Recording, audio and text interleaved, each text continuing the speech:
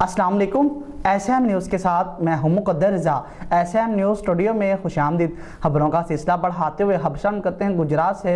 मरकज़ी चेयरमैन कौमी अमन कमेटी बराए बैनुल मज़ाहिब डॉक्टर अल्लामा ज़ाहिदुर राशिदी से मरकज़ी दफ्तर लाहौर में मरकज़ी chairman complaints cell Pakistan Syed Safdar Abbas Naqvi, chairperson women complaints cell city Gujrat Iqra Akram साहबा की मुलाकात है।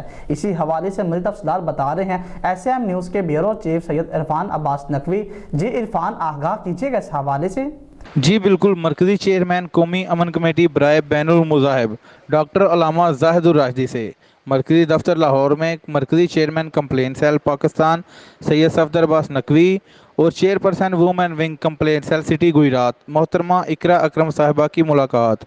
डॉक्टर अल्लामा ज़ाहिदुर राशिदी साहब ने सिटी गुजरात में ईद के हवाला से गरीब खवातीनों में कपड़े और चादरें तकसीम करने के लिए दी और इनका कहना था कि मैं उम्मीद करता हूं कि मरकज़ी chairman complaint cell Syed Safdar Abbas Naqvi साहब की क़यादत में तमाम मेंबरान अपने अपने इलाका में बेहतरीन कारकर्दगी का मुजाहरा करेंगे।